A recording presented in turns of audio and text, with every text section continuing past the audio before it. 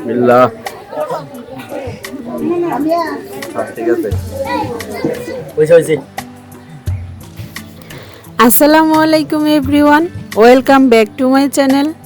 যে যেখান থেকে বসে আমার এই ভিডিওটি দেখছেন, আশা করছি সবাই ভালো আছেন এবং সুস্থ আছেন। খুবই আনন্দময় একটি ব্লগ নিয়ে হাজির হয়েছি। আশা করছি এটি দেখেও আপনাদের কাছে খুবই ভালো লাগবে। কর্মব্যস্ততায় যেহেতু সকল ভাই বোনেরা একজনের সাথে অন্যজনের দেখা সাক্ষাৎ হয়ে ওঠে না, তাই আমরা সবাই মিলে সিদ্ধান্ত নেই সবাই একত্রে বেড়াতে যাব। যেই কথা সেই কাজ, সবাই মিলে একত্রে আমরা গেট টুগেদারের আয়োজন করি। আমার দাদার বাড়িতে গেট টুগেদার পার্টির একাংশ আমি আজকে আপনাদের সাথে শেয়ার করছি। চলুন তাহলে ভিডিওটি দেখে নেই। আমরা এই আয়োজনটা করে থাকি 14 ডিসেম্বর 2024।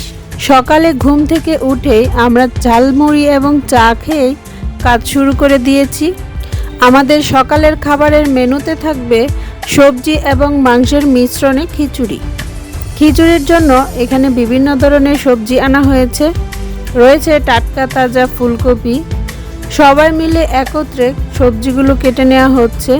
ফুলকপিগুলোকে ছোট ছোট টুকরো করে কেটে নেওয়া হচ্ছে।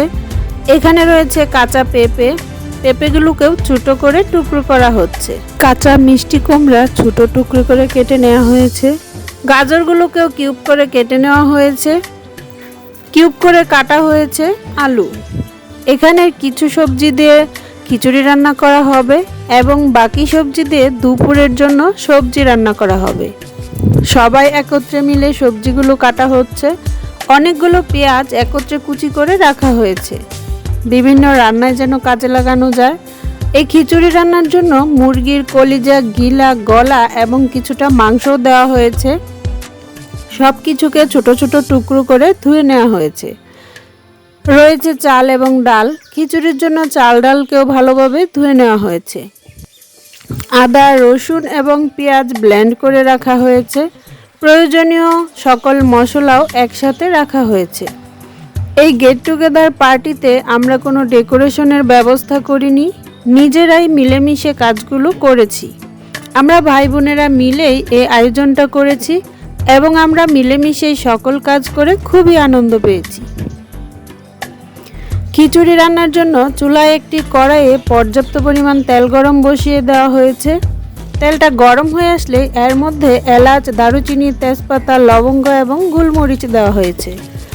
এগুলোকে নেড়েচেড়ে কিছুটা ভেজে নিয়ে পর্যাপ্ত পরিমাণ পেঁয়াজ কুচি দেওয়া হয়েছে।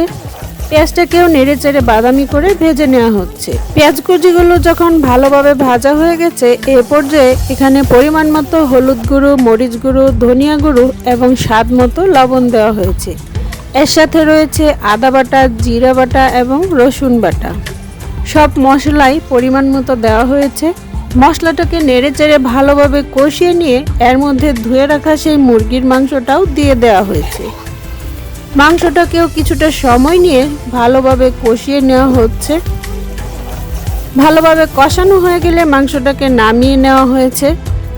আমরা এখানে মোট 120 জন মানুষের আয়োজন করেছি, তাই একটু বড় পাতিলেই রান্না করা হচ্ছে। বড় একটি সসপ্যানে পরিমাণ মতো সয়াবিন তেল দিয়ে দেওয়া হয়েছে।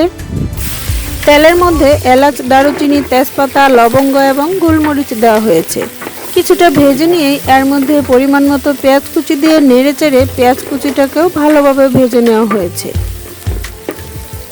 পেঁয়াজটা বাদামি হয়ে যাওয়ার পরেই এর মধ্যে আরও কিছুটা মশলা অ্যাড করা হয়েছে। মশলাগুলোকেও ভালোভাবে ভেজে নেওয়া হচ্ছে।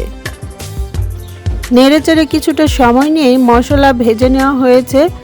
এবার এর মধ্যে ধুয়ে নেওয়া চাল এবং ডাল দিয়ে দেওয়া হয়েছে। চালগুলোকেও কিছুটা ভেজে নিয়ে এর মধ্যে কুচি করে রাখা সবজিগুলো দেওয়া হচ্ছে। টুকরো করে নেওয়া আলু এবং গাজর দেওয়া হচ্ছে। কুচি করে নেওয়া ফুলকপি দেওয়া হয়েছে। ছোট টুকরো করা মিষ্টি কুমড়াও দেওয়া হয়েছে। একটু সময় নিয়ে সব কিছু একত্রে ভেজে নেওয়া হচ্ছে। খিচুড়ি রান্নার সময় এভাবে ভেজে নিলেই খেতে অনেক বেশি ভালো লাগে। সব কিছু যখন ভাজা হয়ে গেছে, তখন পরিমাণ মতো পানি দিয়ে দেওয়া হচ্ছে। এখানে গরম পানি ব্যবহার করা হয়েছে। আবারও একটু নেড়েচেড়ে দিচ্ছে। নাড়াচাড়ার পরে পরিমাণ মতো কাঁচামরিচ দেওয়া হচ্ছে। এখানে অনেকগুলো কাঁচামরিচ দেওয়া হয়েছে।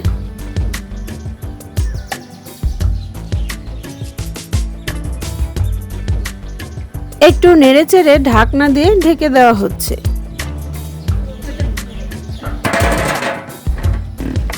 ঢাকনা তুলে একটু নেড়েচেড়ে নেওয়া হচ্ছে। আগে থেকে কষিয়ে নেওয়া মাংসটাও এর মধ্যে দিয়ে দেওয়া হয়েছে। খিচুড়ির মধ্যে দেওয়া সবকিছু খুব ভালোভাবে রান্না হয়ে গেছে। কিছুটা পরিমাণ ঘি দিয়ে দেওয়া হচ্ছে। আবারও একটু নেড়েচেড়ে পরিমাণ মতো ধনিয়া পাতা দিয়ে নামিয়ে নেওয়া হচ্ছে। এই গরম গরম খিচুড়ি সবাই মিলে একত্রে, কেউ বসে কেউ দাঁড়িয়ে খিচুড়ি খাওয়া হচ্ছে। সবাই মিলে একত্রে খাওয়ার মধ্যে অনেক বেশি আনন্দ থাকে। আর আমরা ভাই বোনেরা সবাই যেহেতু একত্রে হয়েছি, এর মধ্যে অনেক বেশি আনন্দ ছিল। কাজ করে আমরা যতটা না বেশি কষ্ট পেয়েছি, তার থেকে অনেক বেশি আনন্দ পেয়েছি। এই আনন্দময় ভিডিওটি আপনাদের সাথে শেয়ার করেছি। আশা করছি আপনাদের কাছেও ভিডিওটি ভালো লাগবে। কার কাছে কেমন লেগেছে কমেন্টসে জানাবেন প্লিজ। যদি ভালো লেগে থাকে তাহলে আমার চ্যানেলটিকে সাবস্ক্রাইব করে পাশেই থাকুন। ভিডিওটি দেখার জন্য সবাইকে অসংখ্য ধন্যবাদ।